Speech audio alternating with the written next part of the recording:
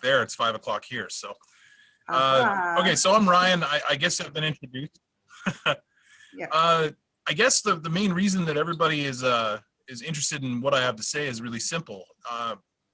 When I started talking about pro-Israel stuff, like when I started getting involved in the pro-Israel movement, I noticed something that I kind of was shocked that more people weren't bringing up.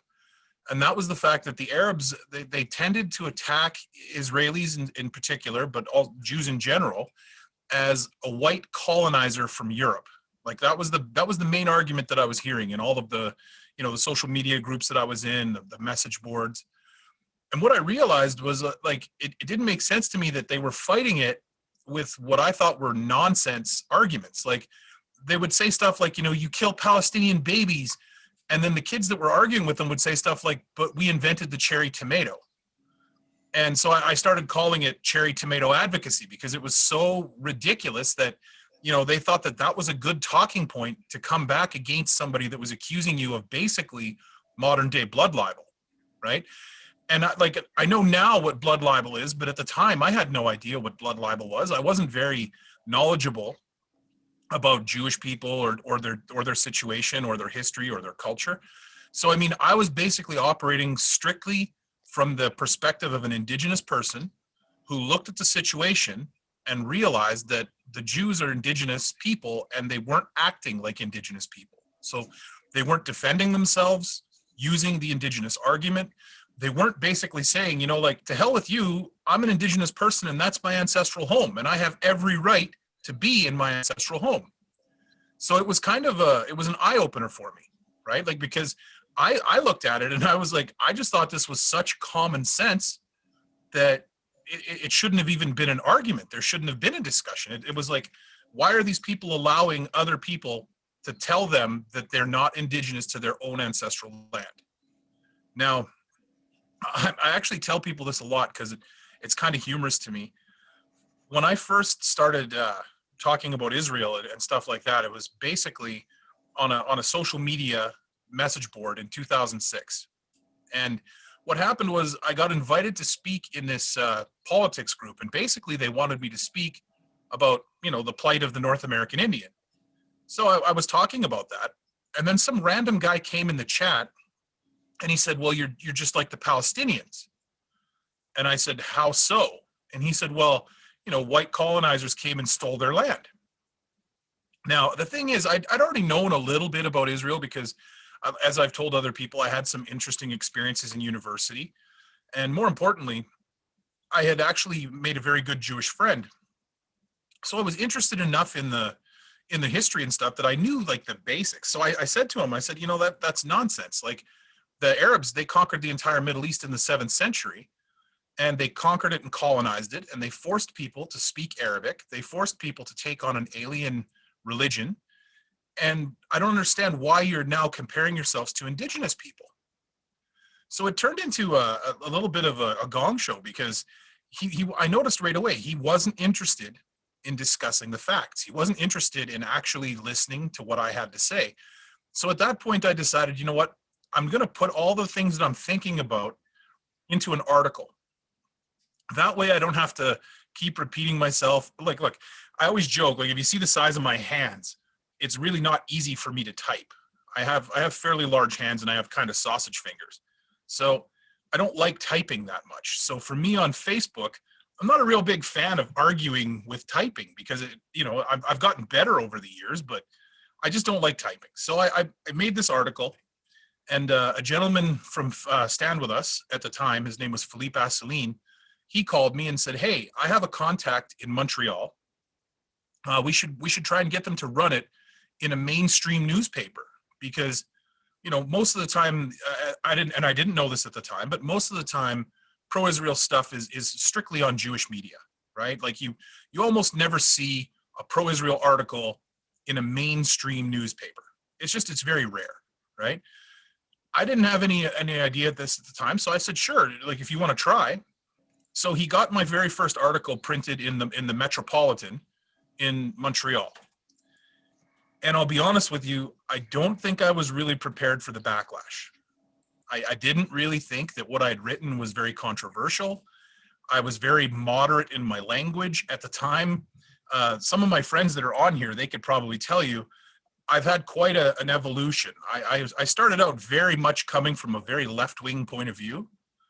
I was very much on the side of the left. I was an Indigenous rights activist. I was that guy. You know, I was one of those people that used to really push a two-state solution.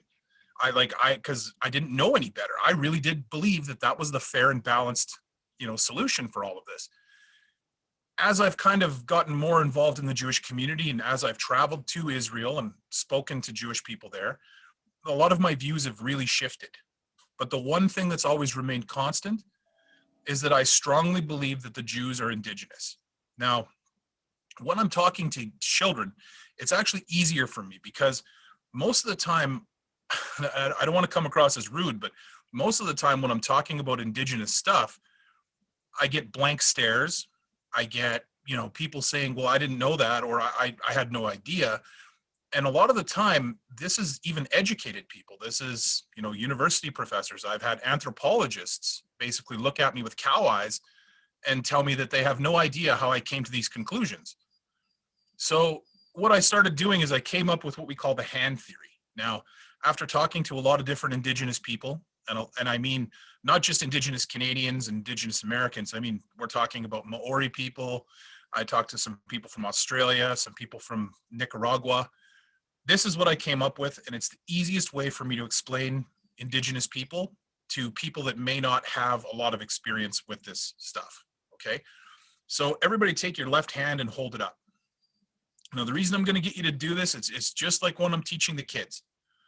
There are 5 things that inform an Indigenous identity, okay? Language, land, culture, blood, and spirituality. Now, all of those 5 things have to work together just like an actual hand, okay? Now, here's the thing. When you cut a finger off of a hand, it becomes less functional. And the more fingers you cut off, the less functional your identity becomes. Your hand, pretty soon it becomes a stump.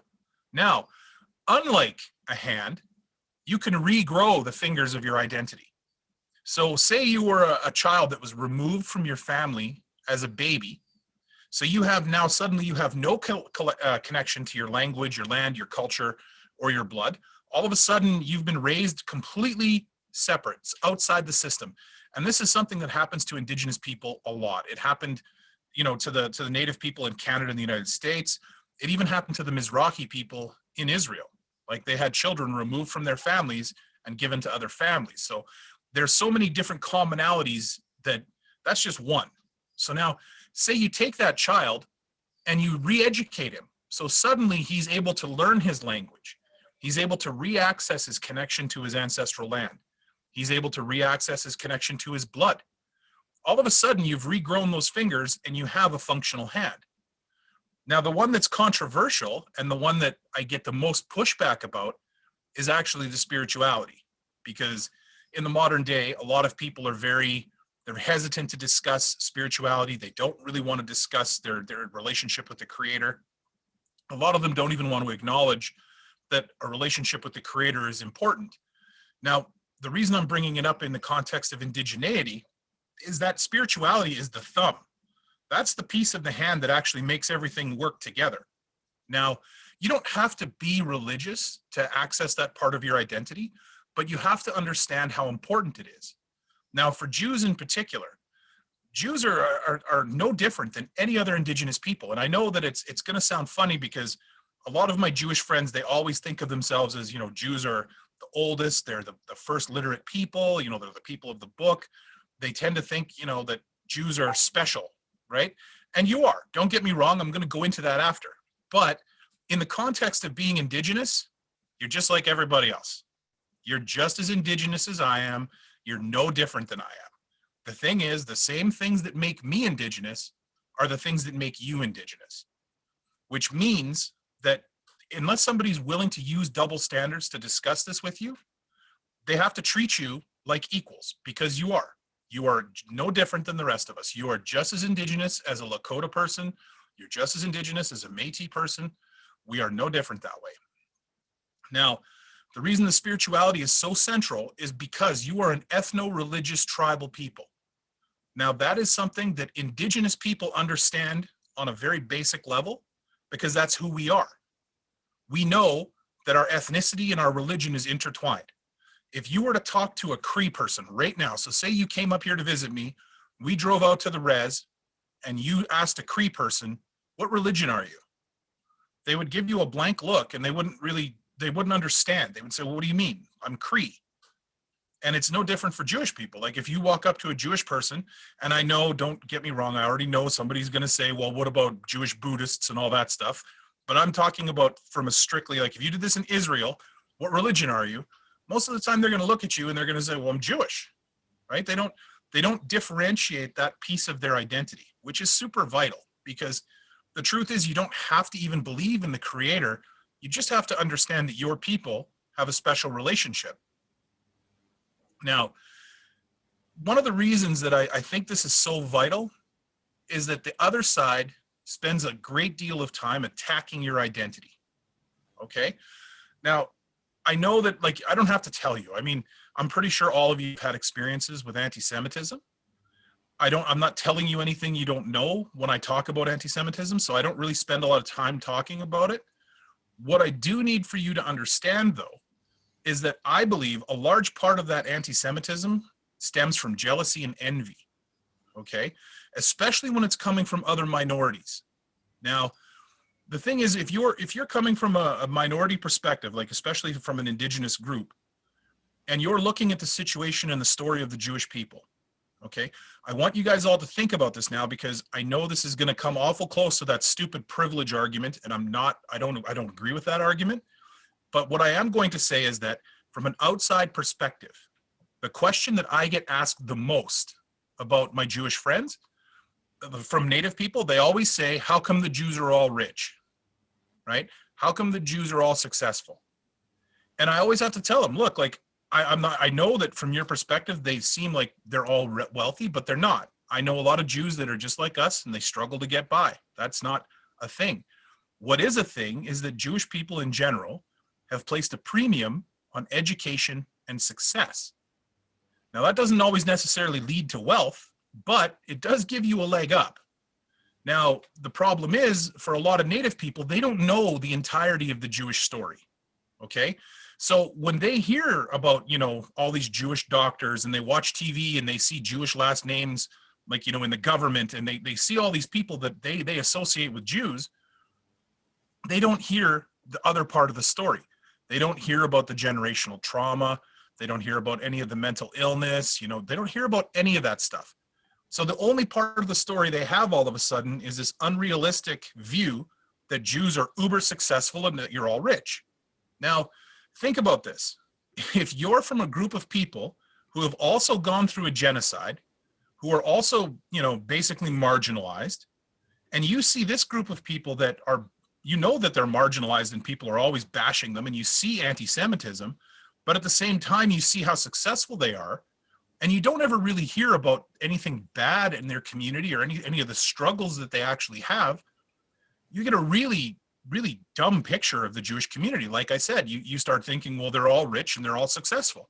Well, how is somebody supposed to live up to that example, right? How am I supposed to look at that and say, I want my people to be more like the Jews, but it's an impossible standard to live up to? So that's why I always tell people we need to make sure that we're telling the whole story. When we talk about the history of the Jewish people, we can't focus only on the tragedies, but we also can't focus only on the successes. We need to make sure that people get a more balanced picture. Now, what I think is starting to happen is more and more people start to realize, one, that the Jews are indigenous, and two, that it's important to tell the whole story. You're seeing more and more now that the story of the Mizrahi people is being told more. The story of the Ethiopian Jews. There's so many, like it's a rich tapestry of history, and now people are starting to tell the whole story.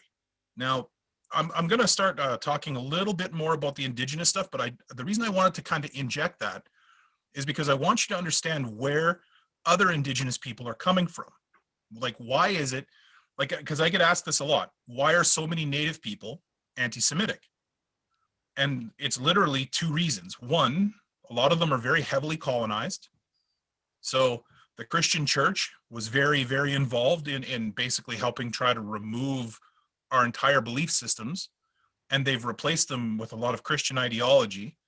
And unfortunately, a lot of times the Christian ideology that they've pushed is that, the supersessionist, we've replaced the Jews ideology. So that's a very bad thing, especially for our people. And believe me, I'm working against that. And there are a lot of people in the Christian community that are working against that. But also there is that kind of notion of envy and jealousy, right? So they look at you guys, and instead of seeing a fellow Indigenous group that has managed to regain your ancestral land, you've managed to bring back Hebrew from a ceremonial language to a daily use language. And I don't think most of you even realize how absolutely incredible that is. Like, that is one of the biggest struggles for Native people. And you guys managed to overcome it in less than a generation. Like, that's amazing. And when I talk to my own people about it, they look at me kind of funny because they know how much we're struggling with getting young people to even bother learning how to speak Cree. Yesterday, I was having coffee with my dad and a friend, and we were talking about Mishif, which is the actual Métis language. And this is a Métis elder who lives in the community, and he's lived here his whole life. He looked at me and he said, "What's Mishif?" And my dad and I kind of looked at each other, and we were like in shock, but we shouldn't have been really, I guess. And I said, "Mishif is our language, Terry. Like, this is the language that our people speak. Like, you didn't even know what it was called. That's really kind of concerning," because he's an elder, right? So we have, for a lot of these people, instead of looking at you and seeing this example of, hey, this is a good group of people for us to take some knowledge from and to take some lessons from, they look at you and they say, well, how the hell can we possibly measure up to that? Okay, like, they look at you and they say, well, these people went through an industrial genocide and somehow they managed to regain control of their ancestral land and they gained self-determination on it. Like, so we look at that and we're like, hey, that's kick-ass. That's the goal. That's what we want. But then they look at it and they were like, well, but these people don't ever, like, they have no challenges. Like, they never lose. Like, how do you follow an example of a group of people that never lose? Now, since I started actually studying, Jewish history and culture and tradition, and, I've come to realize that that's a very, it's not a very true picture of how Israeli society and Jewish society works. As a matter of fact, the struggles of the Jewish people, if you tell them in their entirety, they provide a blueprint. I mean, the same struggles that you have with intermarriage and that you have with young people gravitating away from the spirituality, we have that exact same problem. The same problems that you have with language loss, we have that same problem. Sorry, go ahead, Judy. Oh, yes, I'm sorry. I was signaling to somebody else. Oh, okay, no worries. I'm sorry. So it's like, oh, that's okay. So we really, like I said, it's important to tell the whole story, but it's also important to know the right language to use when you're telling the story. And, the thing is, I believe genuinely that we have so many things in common that, look, the easiest way for me to say it is that we're simpatico. This is a natural alliance of people. You're Indigenous, we're Indigenous. You've overcome some incredible obstacles to get to where you are, and we can learn from that. And you can maybe learn from us a little bit on how to advocate for yourselves, because I think part of the problem that I'm seeing in the Jewish community is that quite often you don't really advocate as strongly for your community as you could. And I think that maybe there's a little bit of fear there. I don't really understand it. It's difficult for me as a non-Jewish person to understand it. But yeah, so anyways, that's kind of, why people are asking me, like, where did you come up with this stuff? Why do you talk about it? The Indigenous argument, I believe, is the central argument. It should be the focus, but it needs to be argued correctly. You can't just say, well, I'm Indigenous and I don't give a shit about any of your rights. That's not how it's supposed to be used. You need to be able to say, I'm Indigenous. This is my ancestral homeland. Now, we can talk, if, you might have rights of longstanding presence, and I'm not saying you have to leave, but you don't have the right to, prevent me from accessing my sacred sites. You don't have the right to prevent me from living anywhere that I want on my ancestral land. Those are the kinds of arguments that Jewish people need to be able to make, and they need to be able to make them strongly. And look, we can get into all the semantics about, like, oh, well, what about the facts on the ground? Like, I'm not here to talk about facts on the ground. I mean, in Israel, one time they asked me, they asked me a funny question. They said, and you have to think about how funny this is, because I'm a random native guy from northern Alberta, and they asked me, how would you solve the Middle Eastern problem, the Middle Eastern conflict? And I was kind of like, am I really the guy you want to ask that question? Like, you have all these Nobel Prize winners, and you probably have the greatest collective IQ on the planet, and you're going to ask some random native guy. So I kind of smiled and I said, well, if I was going to solve it, I'd solve it once. And the lady looked at me, and I don't think she really got what I was saying, right? She was kind of like, well, what do you mean? So I had to explain it. And I said, well, here's the thing. We don't believe in fighting the same fight over and over again. And we don't believe in pretending that something's over when it's not. So if it was us in your situation, we would solve it once, and then we wouldn't have to solve it ever again. And so she just kind of, at that point, I think she thought I was a psycho or something, but I was like, I don't think she understood that I was saying, look, like, you guys have regained your ancestral land. At this point, it's no longer a discussion. Like, at this point, it's what will you do to prevent yourself from ever being in a situation where someone else is in control of your destiny? And that's the biggest thing, I think, is that the Indigenous argument also gives you that framework to understand that nobody else will ever hold Jewish destiny in their hands again. Jewish destiny belongs to the Jewish people, and they are the only ones who will ever have that in their hands again. So anyways, that's kind of the situation, and that's where I'm coming from. Am I to understand that you are finished, Ryan? Well, I can talk about almost anything, but I mean, I thought I'd open it up for questions, because I'm assuming, some people might have some questions. Maybe there's some things they want me to delve into a little more. Yes, I have a question for you. What is the basis that you are using for this argument? Is it 23andMe? Is it genetics? What is the basis of this argument? Oh, I see. Okay, so I need to be very clear about this. Genetics is a tool. Okay. So DNA testing is a tool. Those are not how you determine your Indigenous status. Indigenous status, as defined by Martinez Cobo, is very clear. Indigenous status means, do you have a connection to the pre-colonial people that lived in somewhere? Did you have a cultural genesis? Have you had an ethnogenesis? Have you had a creation, like a coalescence of a people in conjunction with an ancestral land? Now, you need to be able to understand that it's site specific. And this is part of the argument that a lot of people don't understand, and that's why they can't wrap their head around how this all works. Because you hear terms like Native Canadian, okay? I'm Indigenous to the Red River area, Manitoba. Manitoba, just to south of Winnipeg, there's a place called the Red River, and that is where the Métis people had our ethnogenesis. That's where we became a people. So it's super important for me to make sure that people understand. I live in northern Alberta. I live in a place that's actually called a Métis settlement. This place was given by the government to the Métis to replace the land that they stole from us. But this is not where I'm in. Like, this is not my Indigenous land. I'm not Indigenous to this area. And it's the same thing with Jews. They were forcibly exiled. They went into diasporas where they sometimes took a little bit from the culture around them, and they learned to be a little bit more like those people.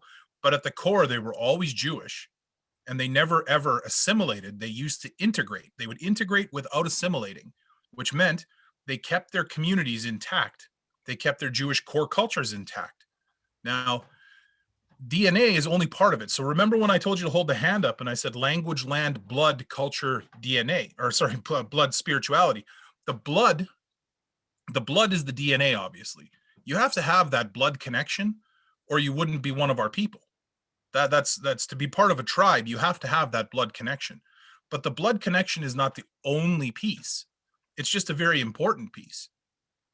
I mean, with our people, you do have people that were adopted into the Métis people. And usually within a generation or so, they've marry into the community. Very rarely do you have somebody that's adopted into the community marry someone from outside the community. So their children become part of the community by blood. And we don't really look at blood quantum. Like if you were to look at my DNA test right now, I can't remember the exact percentages, but I believe it was 45% Norwegian, because there's Norwegian on my mother's and my father's side. There was 20% French, and there was 23% Indigenous North American. So my blood quantum is actually only about 23%. So to some people, they would be like, well, that means you're not native. Well, I'm not claiming to be from the Cree Nation. The Cree Nation is the native nation where my native blood comes from. But the Métis people, when we had our ethnogenesis, we were actually a group of people that were descended from white people and native people who intermixed. They weren't accepted by the white people, and they didn't really want to live with the Indians because they were kind of, they were in no man's land, really. And they ended up creating their own culture, our own language, our own spirituality, all that stuff.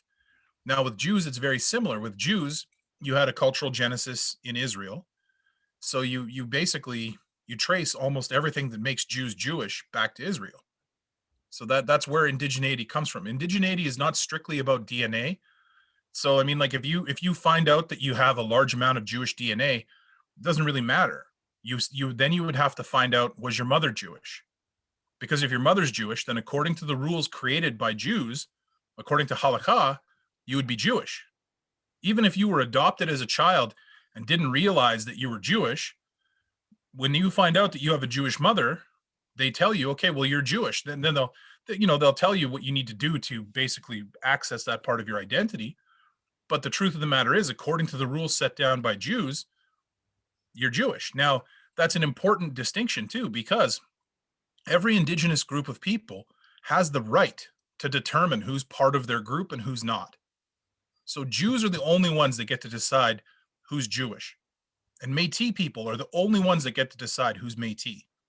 That's why we're fighting with the government constantly, because the government keeps trying to tell us, well, you have to accept these people. These people are Métis. And we're like, no, if they're not connected to us, they're not Métis. If they don't come from the Red River, they're not Métis. We don't accept that. So, I mean, that's another kind of connection where Jewish people, and I see that in the Jewish community, where there are people that say, well, my great-grandfather was Jewish, so therefore I'm Jewish. I have Jewish blood, so therefore I'm allowed to say really crappy things about Jews, and it's not anti-Semitic because I'm part Jewish. And it's like, that's not logical. That's not acceptable. So those are the kinds of things that I'm hoping that if people use this argument properly about being indigenous, you can say, look, like you put it in that framework. Every group of people has the right to decide who's in our group. And if we say you're not in our group, you're not in our group. You don't meet the criteria. Did that answer your question, or was there more to it? Everybody has been muted now, I think. So Oh. have I been muted? Do you hear me, Ryan? No, I hear you. Okay, great. Yes, because it's hard when people are just jumping in with questions. So we try to keep a little bit of control over it. So No starting with the first comment, this is a comment really more than a question. Gordon Shank says, greetings from Vancouver and from another First Nations person. Everyone might be interested to know that many Canadian First Nations people are strong Zionists and very supportive of Israel and the Jewish people. That's something I didn't know, and I find very interesting. So Gordon, thank you for bringing that to our attention. Did you know that, Ryan? Are you aware of the 100%. connections? So the easiest way for me to explain that is that generally there's two kinds of people that you're going to meet from the Native community. You're going to meet the average grassroots person, and I generally call them the normal people, right? They're the ones that they're fairly conservative in their values. They're very hardworking. You don't see them a lot out in public because they're busy living their lives, right? Then you have the activist group. Now the activists, they tend to be very vocal, very loud. They're the ones you see on TV all the time.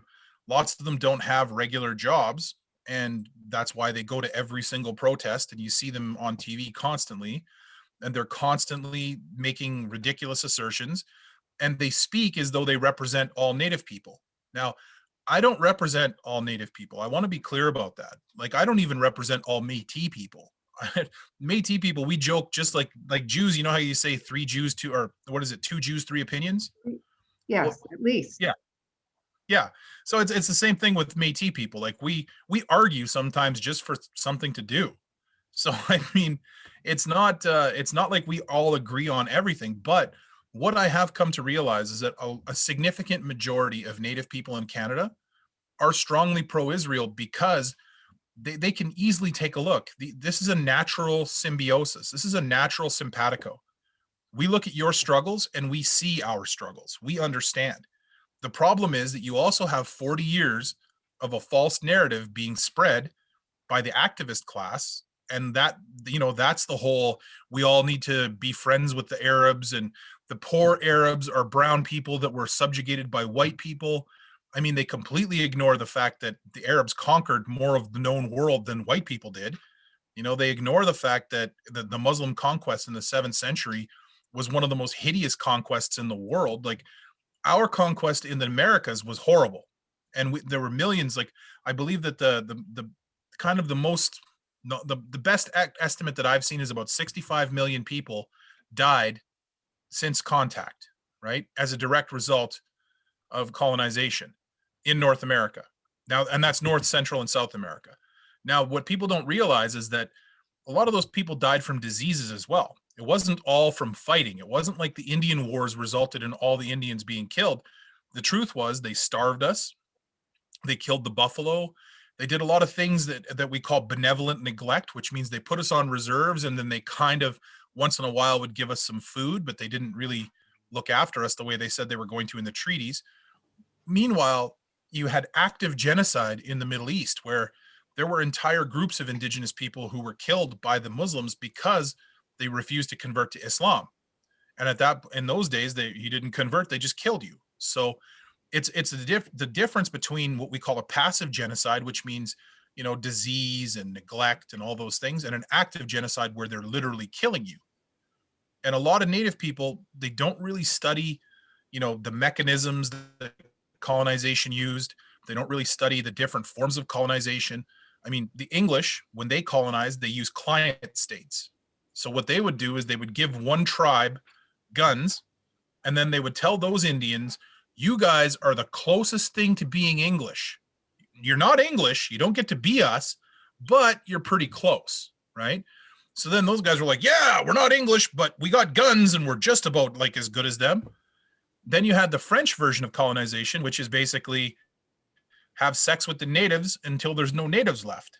So basically you breed them out. You just slowly breed them out, and eventually blood quantum goes to 0, and then everyone's French. So long term, the French version is actually a lot more effective. The French version of colonization is much more effective than client states, right? But Canada is a combination of those two. So you really see it, the differences in the West Coast natives all the way to the East Coast natives. You can actually track the different areas and who colonized where by the way that things were colonized. So, but yeah, you know what, I would say that the average Canadian Native person, I've never seen anything to suggest to me otherwise, that they're not, at the very least pro-Israel, and best case scenario Zionist. Great. Andrea Spindell said something that kind of spins off this. You're talking about the West Canadian Natives and the East Canadian Natives. Jews are also multiracial. We come in all colors and sizes.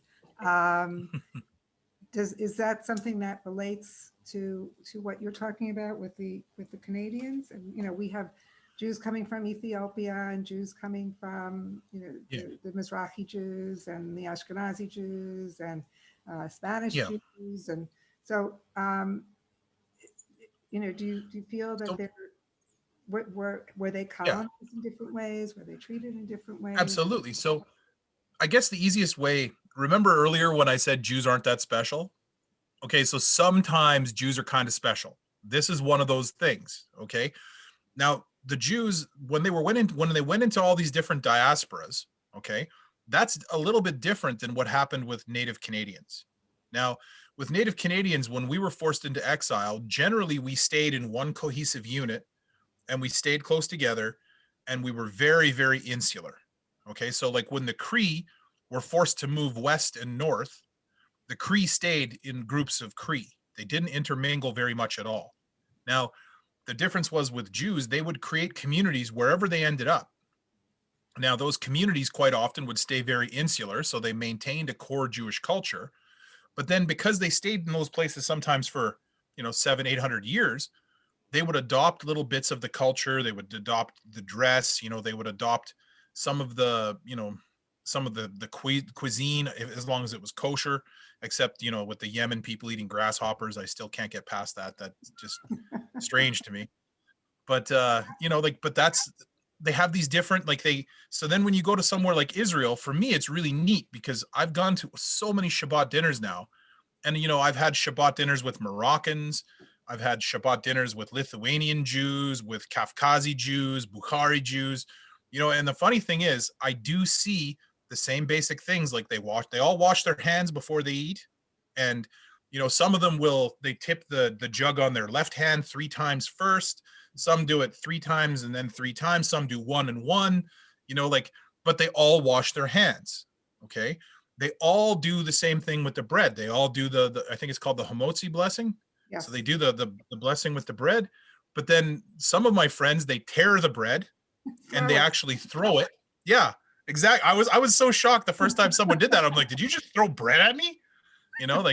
But there's other groups that they have to do, like they cut the bread, but they're only allowed to take the knife. It has to be 1 cut to cut the bread. And then I've seen some that cut the bread like my granny did with, like 500 cuts. So, I mean, you just have all of these different things, but they all come back to the same core, right? They all do the same basic things. Like they put their own twists on it, but they're still doing the exact same core things. Right, and Pardon the me. So melodies are different, and for prayers, and Yeah. But they're the same melodies. Exactly. Yeah. One of the things Jews that have been coming back recently. 100%. They're definitely Jewish because their customs and their spirituality and the main things that make them Jewish are there. They're all a little different.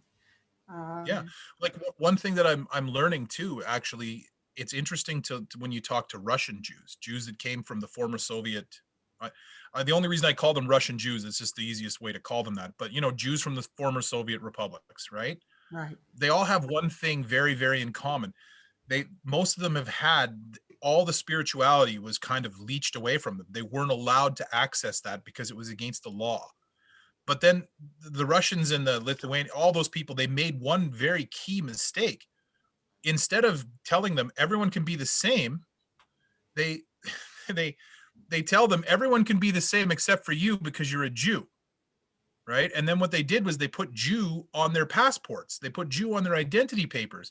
So these people were like, wait a second, we live in this supposed everyone is equal workers' paradise, except I'm Jewish and they keep telling me you're a Jew. So what ends up happening is they come here and they have this very strong focused identity about being Jewish, but sometimes they just don't really understand anything else about it. They understand they're supposed to be very Zionist and they're supposed to be very proud and very strong about being Jewish, but then they struggle with all the other stuff because they've never been given access to that. And like the sad part and what I've learned from a lot of them is that some of them don't really want to say anything because they feel like, well, I'm supposed to know this because I'm Jewish, but nobody's ever taught them. And they don't really have like a rabbi or an elder to teach them the things that were stolen from them. So I think it's really neat. Like for me personally, it's really neat to see a lot of these people going to Chabad and going to rabbis and learning and re-accessing that piece of their identity. Like I said, it's regrowing the fingers, right? Right. And like for me personally, as a Métis person, seeing that in the Jewish community is like seeing cultural resurgence in real time. So all the stuff that I'm talking about, I get to watch that with my Russian Jewish friends, and I get to see it, and it's heartwarming. It's really, really wonderful to see. I know you've been working with Club Z, kids from Club Z, and I wonder, do you work with Rage at all? I did. I spoke at an event for Rage. That's Russian American Jewish Experience, right? Right. Yeah. I spoke at a. I think it was like a. What's that holiday you guys have where you stay up all night and you eat stuff? I mean, there every holiday is where you eat stuff, but it's the Everything. one where you stay up. Yeah, it's the one where you stay up all night. I can't remember what it's called. They stay up all night and study the Torah. Shavuos? Shavuot. Shavuot. Shavuot. Yes. Yeah. Yeah. I said it So I- Ashkenazi, Sephardi. Um, Yeah. Anyway, yeah. So, but I think it's wonderful that you're working with some of our young people, and I call them our young people, no matter where they're from, because they certainly need strengthening. I'll tell you what Club Z is doing is amazing. What? Like, sorry, I didn't mean to interrupt you, but what Club Z is doing is amazing. What they're doing is they're not just teaching these young people, like, you know, how to be pro-Israel, and they're not just teaching them how to do Hasbara. You know, like that's not the point of what they're doing. They're teaching them to be strong in their identity. You know, they're teaching them to want to challenge themselves, to learn more about themselves, rather than, you know, just taking the easy way all the time. And I mean, that's what we need, that more for our community. We need to start raising a generation of warriors instead of a generation of politicians. I so And I think agree with that's, that. yeah. And I think that's agree with where that. Club Z is going. So I don't know this name, but H. Victor sent in a question that kind of piggybacks on that. He asks, many of the most vocal, vociferous detractors of Jews in Israel are themselves Jews. Does the Indigenous community suffer from the same situation of feeding on itself? Not to the same extent. Like we do have, like, I think every community always has what we call the really colonized people. So, I mean, the way that manifests usually in the native community is you have the natives that are embarrassed to be native, right? So what they do is they tell people, like, I have a great auntie, and I'm not going to name her because God forbid one of her kids watches this, but they'll know who I'm talking about right away, because ever since we were little kids, she would tell people that she's Spanish. Now, it's ridiculous because my auntie, she looks about as native gets. Like, if you were to take a picture and say, this is what an Indian woman looks like, it would be her, right? But she was raised with this kind of internal shame about being native. And she went to a residential school, and, you know, they were taught that you don't speak Cree because it's bad, and you don't tell people you're Cree because that's bad. So she would tell people that she's Spanish. She would tell us, and I'm like, Auntie, you're my auntie. I know that you're not Spanish. Like, my dad's not Spanish. My dad's Mervin's Indian. Like, he's about as Indian as it gets. Like, so, you know, in our community, that's how it usually manifests. But what I've seen in the Jewish community, a lot of times these kids that they start out pro-Israel, a lot of these kids, and they start out very pro-Jewish, and they start out wanting to fix the world and wanting to, you know, they start out with a clear desire to be a key person in the story of the Jewish people. The problem is that, like I said earlier, when I was talking about the whole story, a lot of times they get sold this nonsense that, you know, that Israel is 100% perfect, and that it's a utopia, and that they never do anything wrong, and that they've never done anything wrong. And then what ends up happening is they see one or two things that kind of show that's not true. And instead of being like critical, like a normal thinking person, and saying, hey, you know what? Yeah, nobody's perfect. Instead, they say, they lied to me. They lied to me. I feel betrayed. And because they feel betrayed, then they feel perfectly comfortable throwing their own people under the bus, because it makes them feel good. They get to, oh, you know, I'm not anti-Semitic because I'm Jewish, but I can say things that if anybody else said, it would be anti-Semitic because I'm Jewish and I'm allowed to, right? Now, the reason that that's so dangerous is because then people that aren't Jewish and have no clue about Jews, they see a young Jewish person talking like that, and they automatically give that person credibility, because they were like, well, they're Jewish. They wouldn't say anything bad about their own people unless it was true, right? So it is very, very dangerous. And I find, like, right now, I'm actually about to write an article to rebut these people, because they made an article in the forward attacking Rudy Rockman, who's a friend of mine, and he did a debate recently with Noam Chomsky. And so, of course, they watched the debate. And during the debate, Noam Chomsky brought up the Khazar theory. I mean, it was a one-sided debate. Rudy thoroughly kicked his ass. Like, it was, I know he's 92 years old, but it doesn't matter. He's still, for a 92-year-old person, he was still pretty sharp, but he just kept spreading the same nonsense. So these idiots watched it, and they were basically bashing Rudy. And I got really annoyed reading the article. So, today before I was hauling firewood, I started writing a rebuttal to it, because, and these are the kids that we're talking about. These are If Not Now, and all of these people, like, If Not Now, what else? J Street, all these people that for some reason they feel comfortable siding against their own people. But the problem is that a lot of times when they do this, they don't use their brain. They stop thinking. They disengage that critical thought part of their brain. And so they're attacking Rudy for defending his people. And reading it was making me angry. I was actually getting upset because, I mean, like, look, I'm not going to take credit for all the work Rudy does. He's brilliant. He's a super smart kid. But I took him to APAC with me and Maor Shapira. I think it was almost 4 or 5 years ago now. And we spent time with Rudy kind of teaching him the ins and outs of the Indigenous rights argument. There's some things that Rudy does that I don't necessarily agree with. I mean, he's definitely much more, I have to be friends with the Arabs than I am. And that's okay. It takes all kinds. And when you're doing advocacy, in order to be effective, you need people that are more empathetic and compassionate like Rudy. And then you need people like me that'll, if somebody makes me mad, I'll put my foot in their ass. Like, you need that. You have to have those differences. You have to have someone who's willing to step up and say, that's bullshit. But then you also have to have someone who's going to say, well, no, you should say bovine excrement. Like, you need those different doesn't do kinds that. of people. AFSCME actually has a program that we try to sponsor, not these days, but we've been trying to sponsor groups traveling to Judea, Samaria, other areas of conflict, Nice. and really helping young Jewish, usually semester abroad or gap year kids, to strengthen them, to make them really understand what's going on. That's super important.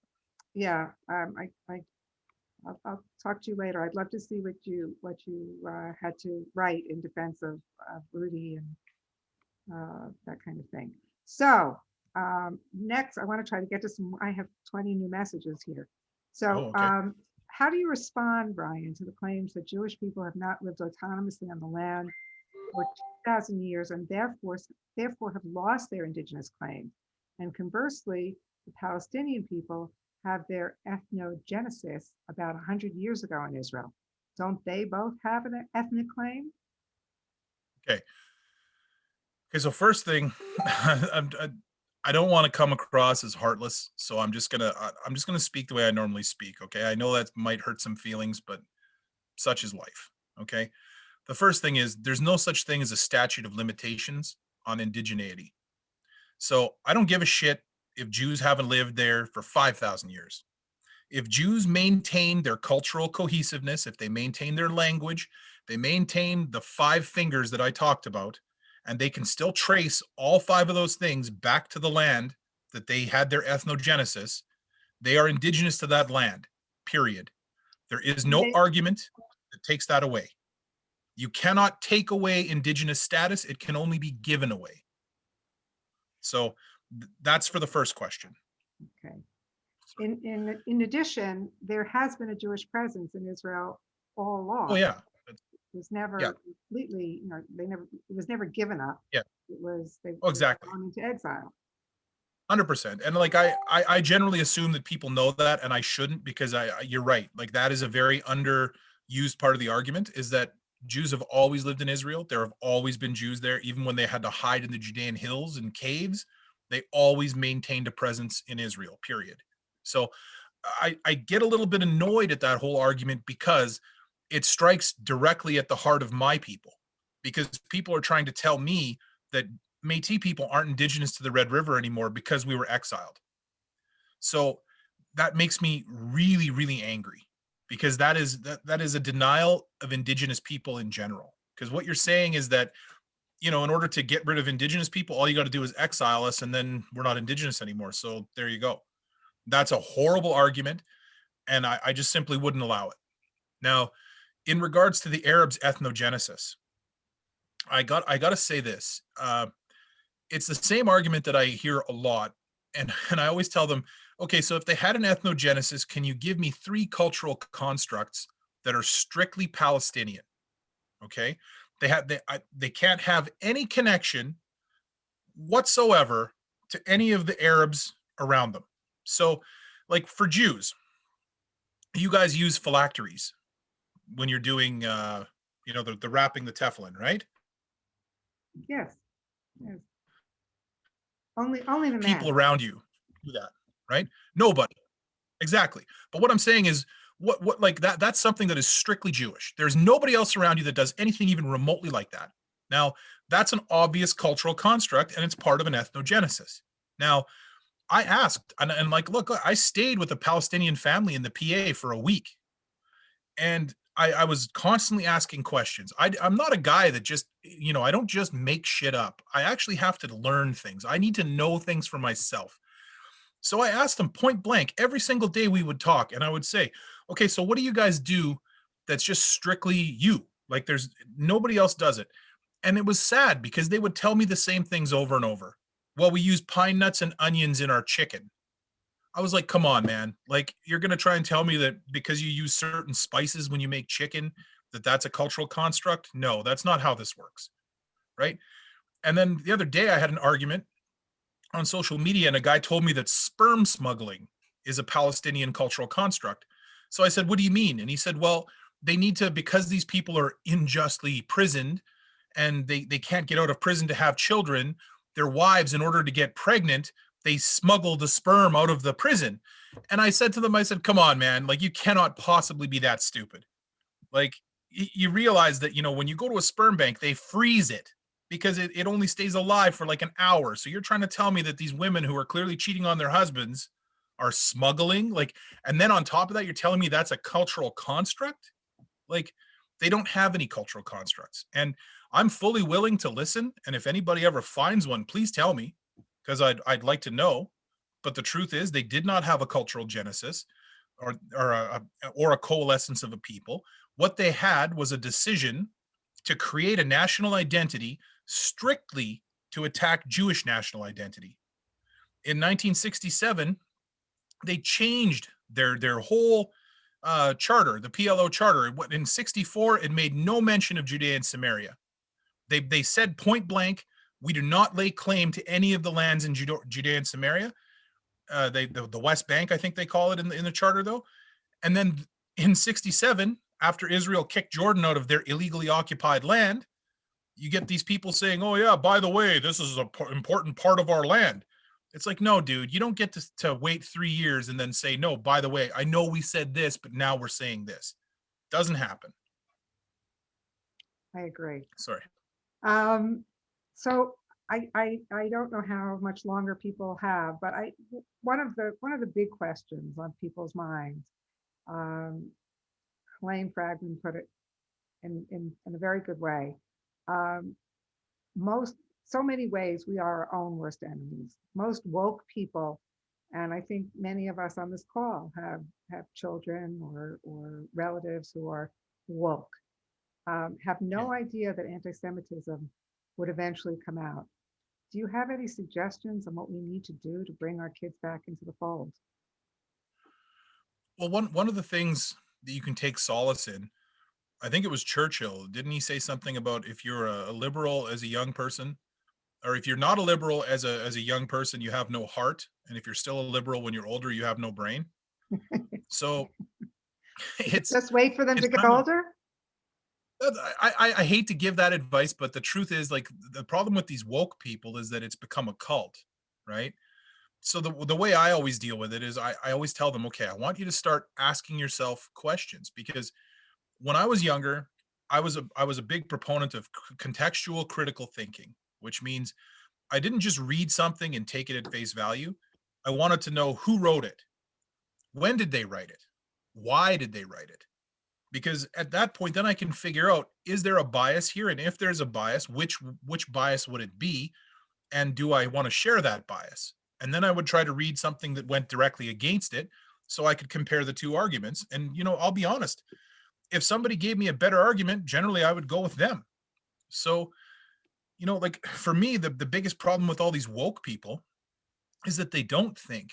I mean, they ask us to suspend our brain. I mean, I have a friend who's trans, and she doesn't look. The reason I totally respect what she says is because she says, I just want to live my life.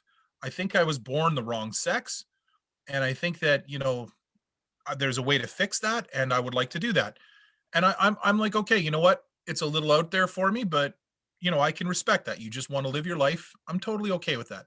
But then you have these other trans people that are screaming and hollering that I am the same as a biological woman and I should be allowed to compete in athletics against biological women. And if you say that I can't, then you're a bigot. And then my personal favorite was, if you won't date me, you're a bigot. And I was like, so wait a second. So if I don't want to date someone who has the same genitalia that I have, I'm a bigot? Like, I don't think that gay people are really going to like that argument, because then by that same argument, a woman could tell a gay man that he's being misogynist because he won't date a woman. Like, these kind of logical inconsistencies are beyond ridiculous. But the problem is, if you have that exact same conversation with someone that's woke, they will right away say, oh, I'm not having this conversation because you're just a bigot. And it's like, well, if you won't even have the conversation, how am I supposed to explain to you that I'm not bigoted because I don't want to have sex with someone that has the same genitals that I have? I mean, how am I supposed to have children? That doesn't work, because I know that they say that men can get pregnant, but we all know that the reality is that men do not get pregnant. Like, I, I don't know, this whole wokeness, it's a tough one, because a lot of young people, they really love that whole idea that we're all the same. And they don't like the idea that you don't have to be exactly the same to be equal. Like, you and I are very different people. We clearly, I'm 6'4" and I'm 350 pounds, right? Now, does that mean that we're not equal? No, it means that I can probably lift heavier things than you, but you can probably run a lot farther than I can. Okay? Like, it's just different skills. We have different skill sets. And that's a physical thing. I'm not ascribing a value to it. I'm just saying that that's literally the difference. Like, there's so many differences here. But if I told you that in order for us to be exactly the same, like, we have to be exactly the same in order to be equal, then you would look at me and be like, well, how am I going to be 6'4" and 350 pounds? And I would look at you and I think, what are you, probably 5'8" and 130 pounds or so? So I'd be like, well, then maybe I need to cut off my legs at the knees. Right. Like, so it doesn't make sense. Like, and in the old days, everything was all about bringing up the people that were lower, right? Everything was about bringing people up. That was kind of, like Martin Luther King, he talked about, the content of your character, not the color of your skin. He talked about, bringing up the lower class and getting them better jobs and better education. That's what he talked about. Now they're talking about dragging down the upper class. Now they talk about the only thing that matters is your skin color, not the content of your character. Oh, you're pale skinned. Well, you don't get to talk. Like, that doesn't even make sense. And I mean, to me, it's just, I don't know.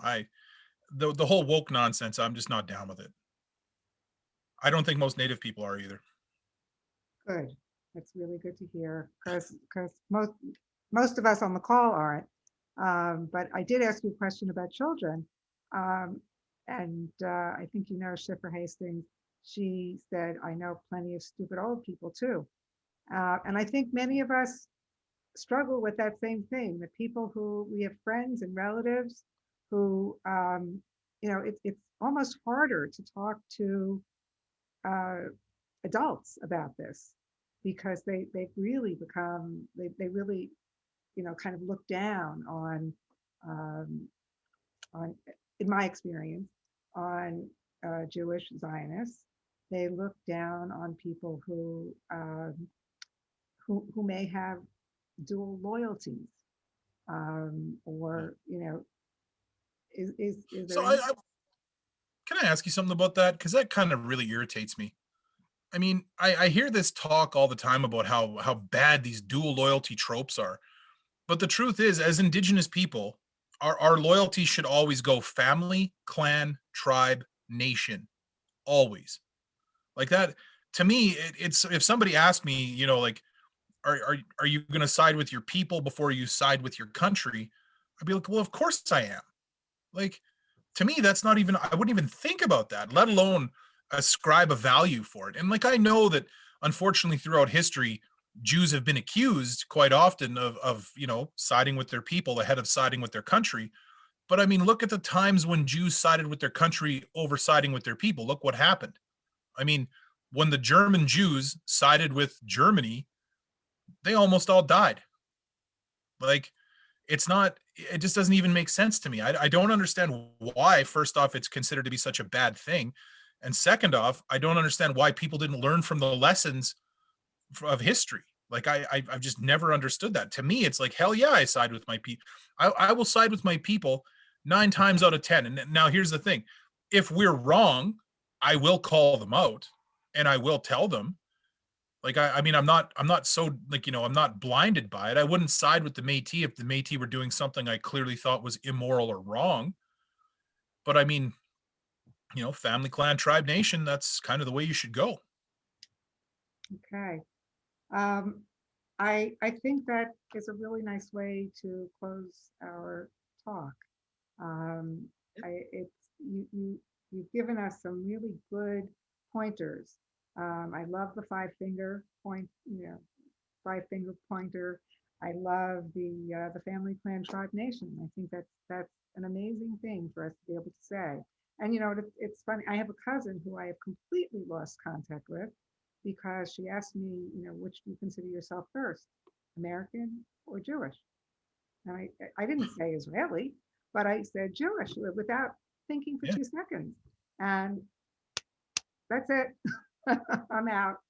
So anyway, I just want to thank you so much for joining us tonight and for your really, Cheryl wants to know, Cheryl Lewin, I think you had dinner with her once at Aura and David's house. The Wilders, wrong? Anyway, Yeah. he remembers that very well. So she wants to know, she's heard you've been getting threats from anti-Zionists and anti-Semites. Are those continuing? Okay, so here's the thing. I used to actually have a days without a death threat counter, and it usually lasted about 1 or 2, and then it would switch because I used to get death threats constantly. I haven't actually, maybe I'm just not doing enough, but I haven't actually gotten that many death threats in the last couple months. It's slowed down quite a bit. I did get a really funny one. What's that? I said COVID has slowed everything down. Yeah, I should say that. I should say, you guys are just suffering from COVID, I guess. But yeah, no, I get the odd threats. Usually now, though, they're more, just somebody saying something ridiculously anti-Semitic and ridiculously racist because they're trying to get a rise out of me. Right. And so generally I reply to them and I kind of mess with them a little bit because, I mean, let's be honest, nobody's going to come up to Paddle Prairie to try and kill Ryan Bellerose. You know how far away I live from everything. Like, the nearest airport is a 5.5-hour drive. They're not coming to Paddle. So, I mean, like, I'll say some, sometimes I poke at them a little bit, but I firmly believe the best way to deal with a lot of these idiots is to mock them because they need to understand that not only are we not afraid, but we think they're ridiculous. They're just idiots. So again, thank you so much. I am glad that you're feeling safe, and I hope that continues. I thank everybody for joining us for what I felt was a really, really wonderful presentation. And we want to keep up with you and see how things develop. It's just been amazing. So thank you. Awesome. Thank you again. Thank you to everybody who's here. Thank you to everybody who's in tech support, finding Ryan out splitting wood. And people want to know, can they follow you on Facebook? Yeah. So right now I'm banned on the Ryan Bellerose account, but I have 2 accounts. One is Ryan Bellerose and the other one is RM Bellerose. So when I'm banned on one, I usually use the other. So you can, just go back and forth. Yeah. So we can follow you or friend you as one of, Oh yeah, just send me a friend request. But if you do, send me a message, because I get lots of fake accounts. okay. So I think just you and I are send me a already message. friends, but we'll have to, so everybody, RM Bellerose or Ryan Bellerose, whichever one works, but send you a message how first? Just send me a Facebook Messenger message saying, Or "Hey, I Facebook saw your message? thing." Okay, terrific. Yeah. Thank you, thank you. Have a Thank really you. good evening, everybody, or wherever you are. Have a good rest of your day, and hope to see you again at our next Zoom. Good Awesome. night. Thank you. Night. Thanks.